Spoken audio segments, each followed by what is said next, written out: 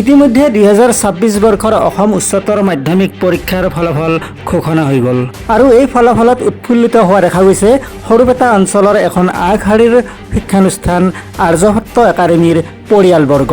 সৰ্বমুঠ 42 গৰাকী ছাত্ৰ ছাত্ৰীৰ ভিতৰত প্ৰথম বিভাগত 32 গৰাকীয়ে, দ্বিতীয় বিভাগত 9 গৰাকীয়ে আৰু তৃতীয় বিভাগত এগৰাকীয়ে সুফল দেখুৱাবলৈ সক্ষম হৈছে। 100% উত্তীৰ্ণৰ হাৰ লাভ কৰা আৰ্যভট্ট একাডেমীৰ 9 গৰাকী ডিষ্টিংশ্যন আৰু 22 গৰাকী ষ্টাৰ মাৰ্ক লাভ কৰিবলৈ সক্ষম হৈছে।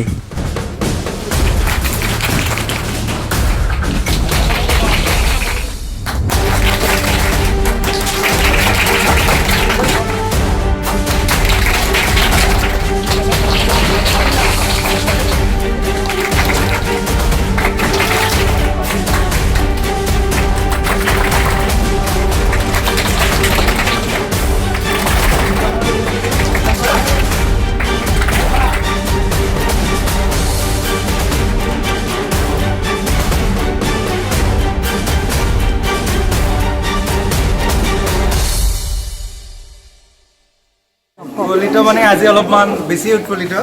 তাৰ কাৰণ হৈছে আমাৰ আৰ্যভট্ট একাডেমীৰ পৰা বহুখিনি ৰিজাল্ট ভাল হৈছে। তাৰোপৰি মই অসমীয়া বিষয় শিকাওঁ আৰু অসমীয়া বিষয়ত 28 জন ছাত্ৰ ছাত্ৰীয়ে লেটাৰ মাৰ্ক লাভ কৰিছে আৰু সৰ্বোচ্চ নম্বৰ 90ৰ ওপৰত বহুকেইজনে পাইছে, 96 লাভ কৰিছে।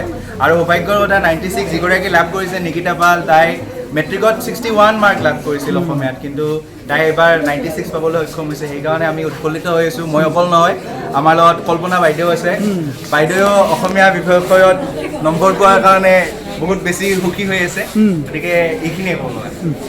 মানে মই দেখুৱাই দিছোঁ বহু কেইগৰাকী ছাত্ৰ ছাত্ৰী ইয়াত উপস্থিত আছে, দুই এগৰাকীৰ মতামত দিছোঁ। মই ইতিমধ্যে গম পাইছোঁ তুমি 61% মেট্ৰিকত পাইছিলা আৰু তাৰ অনুপাতে এইবাৰ ৰিজাল্ট যথেষ্টখিনি ভাল। কিমান পাৰ্চেণ্ট?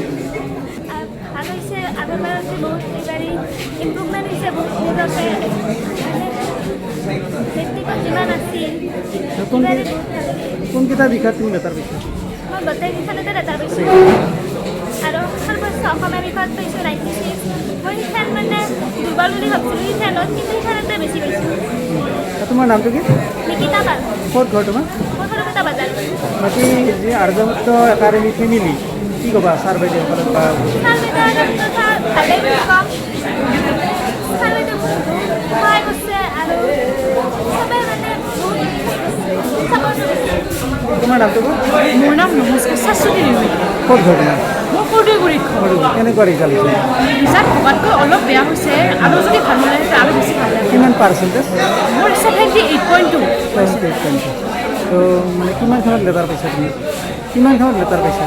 মই দুখনত লেটাৰ পাব। ইয়াৰ পিছত ক'ত পঢ়িবা আৰু প্লেন? ইয়াৰ পিছত ক'ত ষ্টাডি কৰিবা সেইটো প্লেন? ইয়াতে কৰিবা।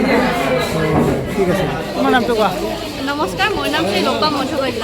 কেনেকুৱা পাৰ্চেণ্টেজ তোমাৰ এইবাৰ? মোৰ 87% আৰু কিমানখনত লেটাৰ পাইছা? মই 4খনত লেটাৰ পাইছোঁ। তো ক'ত ঘৰ তোমাৰ? মোৰ চাউলীয়াবাৰী। চাউলীয়াবাৰী। তো ইয়াৰ পিছত মানে ক'ত এডমিশ্যন ল'বা? মই কুমাৰ ভাস্কৰ বৰ্মা সংস্কৃত বিশ্ববিদ্যালয়ত এডমিশ্যন ল'ম বুলি ভাবিছোঁ। কি ধৰণে তুমি পঢ়া পাতি কৰিছিলা অলপমান যদি এটা আইডিয়া কৰি পঢ়া মোৰ পঢ়াৰ কোনো ৰুটিন নাছিলে। মই যেতিয়াই মানে মোৰ মন আছিল তেতিয়াই পঢ়িছিলোঁ। মই দিনত বেছিকৈ পঢ়িছিলোঁ, ৰাতিতকৈ মই ৰাতি বেছি থাকিব নোৱাৰোঁ। আৰু যিটো মানে আৰ্যভট্ট একাডেমী ফেমিলি, তো এই ফেমিলিটোৰ ওপৰত এটা কমেণ্ট বিচাৰিছোঁ, কেনেকুৱা লাগিছে? ছাৰ বাইদেউসকল বহুত ভাল, বহুত ছাপৰ্টিভ। তেওঁলোকে বহুত মানে মোক সহায় কৰিছে, বহুত হেল্প কৰিছে। তেওঁলোকে বহুত ভালদৰে বুজায়। তেওঁলোকৰ বাবে আজি এই ফলাফল। আৰু এয়া দেখুৱাইছোঁ আৰ্যভট্ট একাডেমীৰ তৰফৰ পৰা সৰ্বোচ্চ স্থানপ্ৰাপ্ত হৃষিকেশ কলিতা আমাৰ লগত আছে। তো কেনেকুৱা তোমাৰ মনৰ অনুভৱ? ভাল লাগছে, বহুত ভাল লাগছে। ছাৰ বাইদেউ কষ্ট আছে, ফলটো পাইছে, মই ফলটো পাইছোঁ কষ্ট। এইখিনি ক'ত ঘৰ তোমাৰ? মোৰ ঘৰ তাঁতি গৈছে। তাতে গৈছে। তো কি ধৰণে পঢ়া পাতি কৰিছিলা অলপমান যদি কৈ দিয়া। চিষ্টেমটো কেনেকুৱা ধৰণে কৰিছিলা? ডেইলিখিনি ডেইলি পঢ়ি আছিলোঁ। ছাৰ বাইদেউ যি কৰিব পাৰিছে কৰিছোঁ। লাষ্টলৈকে অলপ বেছিকৈ পঢ়িলোঁ। আৰু আশা কৰা ধৰণে ফল হৈছেনে? অঁ, হৈছে। হয় নেকি? আৰু ইয়াৰ পিছত ক'ত ষ্টাডি কৰিম বুলি ভাবিছে? তাৰপিছত BSB কলেজত পঢ়িম বুলি ভাবিছোঁ। Sarupeta BSB college. তো বৰ্তমান মানে তুমি পঢ়া পাতিৰ ক্ষেত্ৰত মানে যিখন একাডেমি আৰ্যভট্ট একাডেমি ইয়াৰ পৰা কেনেধৰণে সঁহাৰি পাইছিলে? এক্সপিৰিয়েঞ্চ ভাল, বহুত ভাল। মানে গাইড দিছিলে সকলো ফালৰ পৰা? অঁ, ভাল হৈছে। আৰু গোটেইকেইটা বিষয়তে লেটাৰ নিশ্চয়? এডুকেশ্যন নাই বাকী আছে আৰু পাৰ্চেণ্টেজ কিমান হৈছে? পাৰ্চেণ্টেজ 91%। 91%। Okay, thank you. ঠিক আছে। এইবাৰ আৰ্যভট্ট একাডেমিত আজি আমাৰ হায়াৰ ছেকেণ্ডাৰী পৰীক্ষাৰ উচ্চতৰ মাধ্যমিক শিক্ষাৰ পৰীক্ষাৰ ৰিজাল্ট দিছে, ফলাফল ওলাইছে। আৰু এই ফলাফলত আমি অলপ সঁচাকৈ সন্তোষ প্ৰকাশ কৰিছোঁ। এই চেগতে আমি ছাত্ৰ ছাত্ৰীসকলক, যিসকল ছাত্ৰ ছাত্ৰী কৃতকাৰ্যতাৰে উত্তীৰ্ণ হৈছে, তেওঁলোকক আমি অভিনন্দন জনাইছোঁ একাডেমীৰ তৰফৰ পৰা। আচলতে আমি 2012 চনৰ পৰা একেধাৰে এই 2026 চনলৈ একেধাৰে আমি আমাৰ ৰিজাল্টৰ যিটো ধাৰা এইটো অব্যাহত ৰাখিছোঁ। কিন্তু সকলোতকৈ এই বছৰৰ আমাৰ ফলাফলৰ এটা সাংঘাতিক এটা বৈশিষ্ট্য হৈছে কি, যোৱা 13টা বছৰৰ যি ৰিজাল্ট অব্যাহত আছিল, এই বছৰ সকলো অভিলেখ ভংগ কৰি দিছে। কাৰণ এই বছৰ আমাৰ 42টা ষ্টুডেণ্টে এপিয়াৰ দিছিল পৰীক্ষাত। তাৰে আমাৰ টোটেল ফাৰ্ষ্ট ডিভিজন পাইছে 32 জনে, আৰু ষ্টাৰ পাইছে 22 জনে, আৰু ডিষ্টিংশ্যন পাইছে 9 জনে। আৰু সকলোতকৈ ডাঙৰ কথা হৈছে এই যিসকল ছাত্ৰ ছাত্ৰী ৰিজাল্ট কৰিছে, তেওঁলোকৰ মেট্ৰিকত ৰিজাল্ট যথেষ্ট কম আছিল পাৰ্চেণ্টেজ। এনেকুৱা হৈছে থাৰ্ড ডিভিজনৰ পৰাও ষ্টাৰ পাইছেনে? ডিষ্টিংশ্যনে ষ্টাৰ পাইছে। থাৰ্ড ডিভিজনৰ পৰা 3জন ছাত্ৰ ছাত্ৰীয়ে ষ্টাৰ পাইছে। চ' চবতকৈ এইবিলাক ৰিজাল্ট ৰেকৰ্ড ল'বলগীয়া, আৰু এইবিলাক ৰিজাল্ট আমি খুব সন্তোষ প্ৰকাশ কৰিছোঁ। বহু ছাত্ৰ ছাত্ৰীয়ে ছেকেণ্ড ডিভিজনৰ পৰা ষ্টাৰ পাইছে, ডিষ্টিংশ্যন পাইছে, আৰু 71ৰ পৰা কেইবাজনো ছাত্ৰীয়ে 90% পাবলৈ সক্ষম হৈছে। আৰু আমাৰ এই বছৰ পৰীক্ষাত আমাৰ একাডেমীৰ সৰ্বোচ্চ নম্বৰ লাভ কৰিছে আমাৰ হৃষিকেশ বৰ্মনে। তেওঁ 91% পাবলৈ সক্ষম হৈছে। আৰু বহু ছাত্ৰ ছাত্ৰীয়ে 97, 98লৈকে ছাবজেক্টত নম্বৰ পাইছে।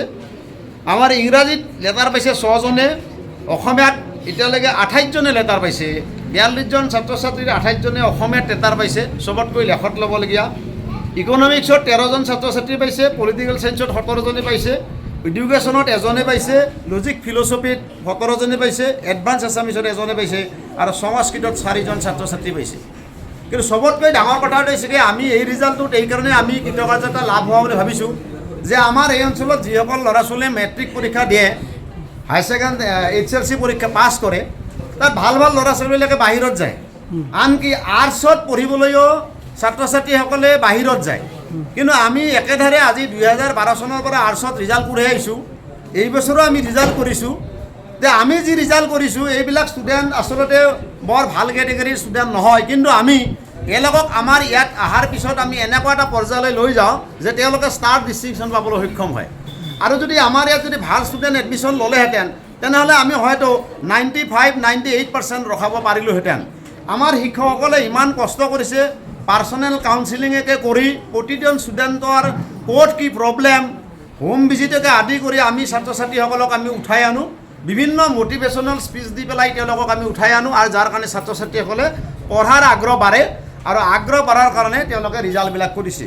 দুৰ্ভাগ্যৰ বিষয়, 4জনমান ষ্টুডেণ্টে আকৌ 5জন ষ্টুডেণ্টে ডিষ্টিংশ্যন পাব লগা আছিল, 5জন নে 6জন মানে, তেওঁলোকে 80%ৰ এভৱ পাবলৈ সক্ষম হৈছে, কিন্তু তেওঁলোকে পালে হয়তো আমাৰ 15জন ডিষ্টিংশ্যন হ'ল হয়। গতিকে আমি সঁচাকৈ সন্তোষ প্ৰকাশ কৰিছোঁ। এই বছৰ আমাৰ HSLC পৰীক্ষাটো এই অঞ্চলত প্ৰায় আমাৰেই ৰিজাল্ট মোটামুটি ভাল বুলি ক'ব লাগিব। আৰু প্ৰতি বছৰে 5টা বেটছ এতিয়ালৈকে আমাৰ মেট্ৰিকত গৈছে। প্ৰতিটো বেটছতে আমি আৰ্যভট্ট একাডেমি এটা ভাল ফলাফল দেখুৱাই আহিছোঁ। বহুত ভাল নহয়, কিন্তু আমাৰ এই অঞ্চলৰ কাৰণে আমাৰ কাৰণে বহুত ভাল। আমাৰ ষ্টুডেণ্টৰ যি কেটেগৰী, ষ্টুডেণ্টৰ যি এডমিশ্যন লয়, এই এডমিশ্যনৰ যি পাৰ্চেণ্টেজ, তাৰ ওপৰত ভিত্তি কৰি ক'ব লাগিলে আমি আচলতে যথেষ্ট সুখী।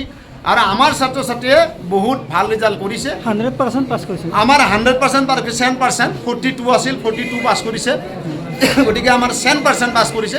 আচলতে এইবাৰ নহয়, প্ৰতি বছৰে আমাৰ 100% পাছ কৰি আহিছে। এতিয়ালৈকে আমাৰ কোনোৱে এতিয়ালৈকে আনচাকচেছফুল কেণ্ডিডেট নাই 2012 চনৰ পৰা ক'ব গ'লে, এতিয়াও নাই। গতিকে আমাৰ প্ৰতি বছৰে 100%টো আমি ধৰি থওঁ, কিন্তু ৰিজাল্টৰ গতিটো আমাৰ এইবাৰ অভিলেখ ভংগ কৰিছে আগৰ।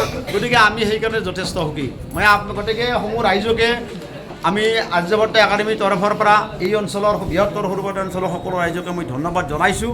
তেওঁলোকৰ ছাত্ৰ ছাত্ৰীও আমাৰ ইয়াত আমাক দিয়ক এডমিশ্যন কৰি আমি তেওঁলোকৰ ল'ৰা ছোৱালীক নিশ্চিতভাৱে এটা ভাল ফলাফল হাই ছেকেণ্ডাৰীত দিব পাৰিম বা মেট্ৰিকত দিব পাৰিম বুলি আমাৰ দৃঢ় বিশ্বাস আছে। বিশেষকৈ মই একেবাৰে এইটোত পূৰ্ণ বিশ্বাস আছে যে যিকোনো ছাত্ৰ ছাত্ৰী বেয়া হ'লেও আমি ইয়াতে দিলে ভাল আমি কৰিব পৰা আমাৰ কিন্তু সাহস আছে। ধন্যবাদ।